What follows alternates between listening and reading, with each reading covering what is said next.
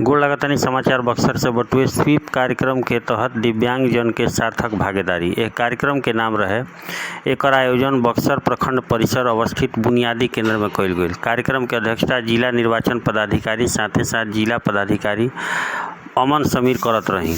वहाँ के उपस्थित दिव्यांगजन और बक्सर जिला के सभी दिव्यांगजन मतदाता से 28 अक्टूबर 2020 के मतदान के दिन मतदान निश्चित रूप से करे के अपील कईनी। वहाँ के अपन संबोधन में कहनी कि ये बार मतदान केंद्र पे मास्क पहन के आ मुँह के ढक के जाए के बटुए। मतदान केंद्र पे दिव्यांगजन खातिर कतार में खड़ा होखे के आवश्यकता नहीं है। दिव्यांगजन, वृद्ध आ गर्भवती महिला मतदाता के विशेष सुविधा खातिर मतदान दिलवावल जाई। मतदान केंद्र पे रैंप, व्हील चेयर, ट्राईसाइकिल के व्यवस्था रही। पिए के पानी, लैट्रिन के भी उत्तम व्यवस्था रही। प्रवेश द्वार पे थर्मल स्क्रीनिंग के जरिए तापमान के जांच कइल जाई। तापमान ज़्यादा होखे पे शेड में बैठावल जाई। आधा घंटा के बाद तापमान फेर लिहल जाई। ज़्यादा तापमान रहे पे टोकन दे के मतदान के अंतिम घंटा में मतदान देवे खातिर बुलावल जाई। मतदान के अंतिम घंटा में कोविड संक्रमण से ग्रसित व्यक्ति खातिर जे कोरोना पॉजिटिव बटुए विशेष सहायता के तहत पीपीई किट पहन के मतदान कर्मी दल रही।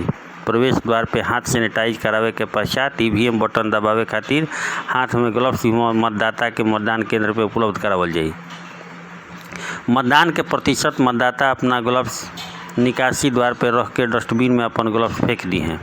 जिला निर्वाची पदाधिकारी सबके मनोबल ऊंचा रखे खातिर अपील कईनी। वहाँ के बतैनी कि यह बार मतदान केंद्र वैसनो होई जहाँ पे मतदान दल ही दिव्यांगजन हुई हैं। मतदान केंद्र पे ब्रेल लिपि, ईवीएम बीयू पे चिन्हांकन सहित सब व्यवस्था रही।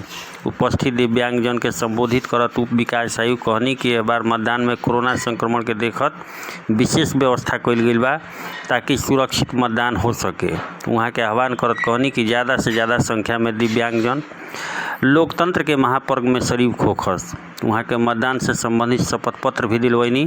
हम भारत के नागरिक लोकतंत्र में अपन पूर्ण आस्था रखत ई शपथ लेतानी जा कि कोरोना-19 से सुरक्षा हेतु मास्क के उपयोग करब जा, सामाजिक दूरी के पालन करब जा, हाथ के साबुन और सैनिटाइजर से साफ रखब जा।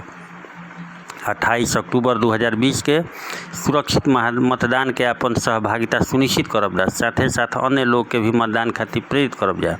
कार्यक्रम में उपस्थित दिव्यांगजन के जिला आइकन जितेंद्र ठाकुर भी रहनी। वहाँ के अपन संदेश में कहनी कि सभी दिव्यांगजन पूरा भरोसा के साथ मतदान करे जाई। एक बार सब मतदान केंद्र पर कोई भी व्यवस्था के लाभ समुचित ढंग से उठाएं।